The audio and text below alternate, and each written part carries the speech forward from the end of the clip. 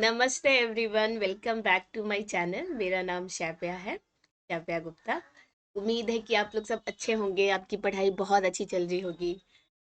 और अगर आप पहली बार इस चैनल पे आ रहे हैं तो सबसे पहले इस चैनल को सब्सक्राइब कर लेंगे, आप जितने भी लोग हैं। और इस चैनल का लिंक और इस वीडियो का लिंक अपने फ्रेंड्स के साथ, दोस्तों के साथ, ताऊ के साथ, जो भी लोग क्या कर रहे हैं, पढ़ाई कर रहे हैं, उनको भी क्या हो जाए, थोड़ा बेनिफिट हो जाए। सबके साथ शेयर करेंगे इस चैनल का लिंक, इस वीडियो का लिंक, और कहेंगे कि सब्सक्राइब कर लेने के लिए। बिकॉज इस चैनल पे और भी बहुत सारे वीडियोस डले हैं जो आपके पढ़ाई में आपको बहुत ज़्यादा हेल्प करने वाले हैं। तो आज हम देखेंगे, ये लास्ट पार्ट होगा। ये चैप्टर 4 है, ठीक है। चैप्टर 4 साइंस का पढ़ रहे हैं हम लोग, एनसीईआरटी, ठीक है। Class 6 chapter 4 class NCERT. और ये लास्ट पार्ट है। इससे पहले 3 पार्ट और आ चुके हैं चैप्टर 4 के। चैप्टर 1 भी आ चुका है, चैप्टर 2 भी आ चुका है, चैप्टर भी आ चुका है। मुझे उम्मीद है कि आप लोगों ने चैप्टर्स बाकायदा ईमानदारी से पूरा पढ़ा होगा अच्छे से। तो अभी हम इस चैप्टर में आगे देखते हैं, ठीक है। तो यहाँ तक हमने किया था।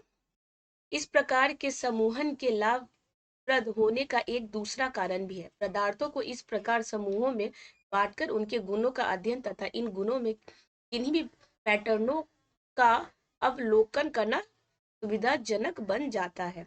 इसके विषय में और अधिक अध्ययन हम उच्च कक्षाओं में करेंगे। तो हम लोग इसमें क्या देख रहे थे कि एक तो होता है, पहला होता है ट्रांसपेरेंसी, ठीक है। यहाँ पे जैसे कि ट्रांसपेरेंसी मतलब जो चीज़ क्या होता है, आर पार आप उसको देख सकते हैं अच्छे तरीके से। एक तो होता है नॉन ट्रांसपेरेंट, मतलब जो दिखता नहीं है, आर पार आप जिसके देख नहीं सकते हैं, वो हो गया नॉन ट्रांसपेरेंट। और तीसरा होता है ओपेक। ओपेक मतलब जिससे हल्का फुल्का दिखाई देता है, ना बहुत साफ सुथरा, ना बहुत पूरी तरीके से बंद, हल्का फुल्का, ठीक है। जैसे ये टॉर्च वाला एक्सपेरिमेंट है, इस टॉर्च पे आप हाथ रख दिए हैं तो हाथ के ऊपर से हल्का हल्का रोशनी आपको दिखेगा। ये जो हल्का हल्का रोशनी दिख रहा है, इससे पता क्या चल रहा है कि ये ओपेक की तरह काम कर रहा है, ठीक है। अब देखते हैं प्रमुख शब्द, मतलब फेमस। प्रमुख मतलब फेमस वर्ड जो क्या है, इस चैप्टर में यूज हुए हैं।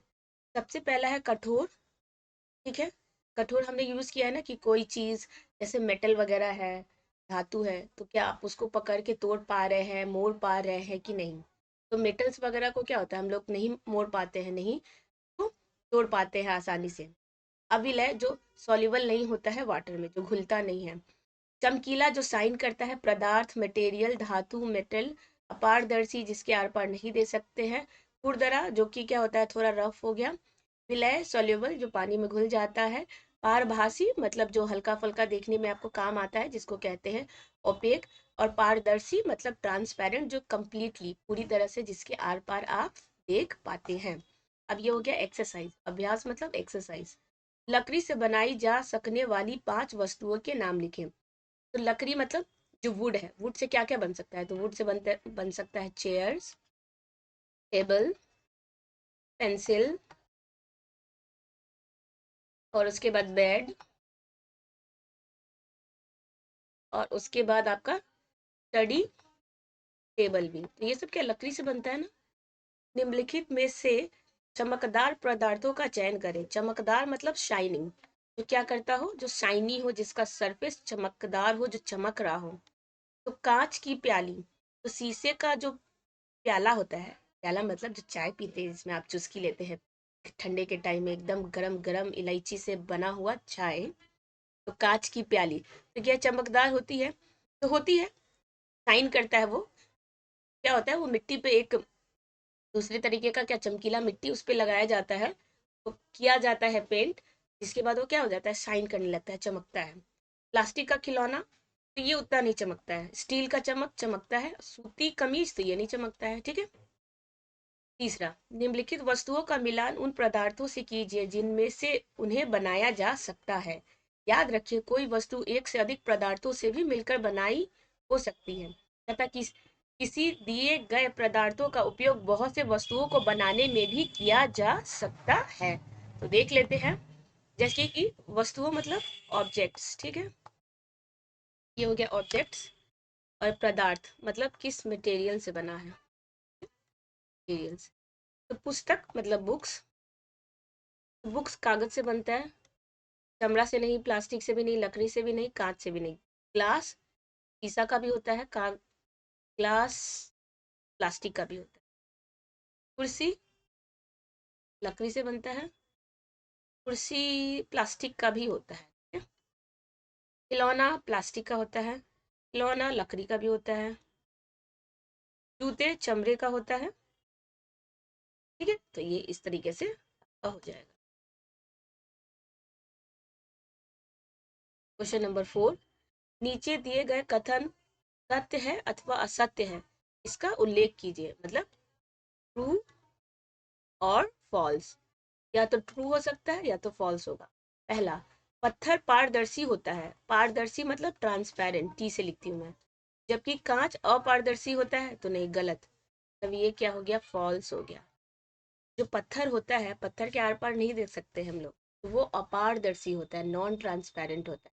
जबकि शीशे का कांच के आर पार हम देख पाते हैं, तो मतलब वो ट्रांसपेरेंट होता है, अपारदर्शी नहीं होता है, वो पारदर्शी होता है। कि नोटबुक में धुती होती है, जबकि रगर इरेजर में नहीं होती है। तो देखिए, एक चीज आप यहाँ पे आप ध्यान दे रहे होंगे, जैसे कि धुतीमय। धुतीमय का मतलब होता है चमकीला, जो क्या होता है, साइन करता है, जो चमकता है। तो नोटबुक में धुती होती है, जबकि रबर इरेजर में नहीं होती है। तो नहीं, गलत बात है, नोटबुक में धुती नहीं होती है, जबकि रबर इरेजर में होती है। तो ये हो गया, ये भी क्या है, गलत है, उल्टा लिखा हुआ है ना, फॉल्स। चाक जल में विलीन हो जाता है। तो चाक है, चौक से ब्लैक बोर्ड पे जस पढ़ाते हैं, मैं पढ़ाती हूँ, तो क्या पानी में घुल जाता है? तो वो पानी में क्या होता है, पूरी तरह से नहीं घुलता है, फॉल्स। लकड़ी का टुकड़ा जल पर तैरता है, तैरता है, ट्रू, सही बात है। चीनी जल में विलीन नहीं होता है, मतलब सॉल्युबल नहीं है, नहीं, तो गलत है, फॉल्स, क्योंकि चीनी पूरी तरह से घुल जाता है ना। तेल जल के साथ मिश्रणीय है, तो तेल जल के साथ मिश्रणीय नहीं है, मतलब मिक्सचर नहीं बनाता है, वो पूरी तरह से नहीं घुलता है पानी में। ये पानी है, तो ऊपर में क्या होगा, तेल आपका तैरते रहेगा। बालू रेत जल से निषादित हो जाता है। तो बालू जो है, वो जल से क्या निषादित मतलब अलग हो जाता है, तो बिल्कुल हो जाता है, तो ये हो गया ट्रू। सिरका जल में विलीन हो जाता है, तो ट्रू। सिरका जल में पूरी तरह से क्या होता है, घुल जाता है, मिल जाता है, सॉल्युबल होता है। क्वेश्चन नंबर 5, नीचे दिए गए कुछ वस्तुओं तथा पदार्थों के नाम दिए गए हैं। जल बास्केट, तो इसके साथ क्या करना है, इनको इस प्रकार समूहित कीजिए। समूहित मतलब इसको कलेक्ट कीजिए, इसको ग्रुप में बनाइए। तो गोल आकृति तथा अन आकृति, तो जो गोल है, जो सर्कुलर है, ठीक है, जो सर्कुलर है, जो सर्कुलर है और जो नॉन सर्कुलर है, नॉन सर्कुलर है, तो उसको क्या करना है, अलग करना है, ठीक है, जैसे इस तरीके से। तो गोल क्या है, जल, जल तो आएगा नहीं, सर्कुलर नॉन सर्कुलर इसका तो मतलब ही नहीं है। बास्केटबॉल, इसमें आप लिख देंगे बास्केट बॉल, ला होता है ना। संतरा मतलब ऑरेंज, ऑरेंजेस। चीनी, चीनी क्या होता है, नॉन सर्कुलर होता है, चीनी ऐसे ऐसे होता है ना, छोटा छोटा, स्क्वायर होता है, तो नॉन सर्कुलर, तो चीनी मतलब शुगर, चीनी। Globe, globe circular. सेब, सेब नॉन सर्कुलर होता है, मतलब एप्पल। मिट्टी का घड़ा सर्कुलर होता है, तो इसको क्या लिखेंगे, मिट्टी का घड़ा ही लिख देते हैं, ठीक। हाँ?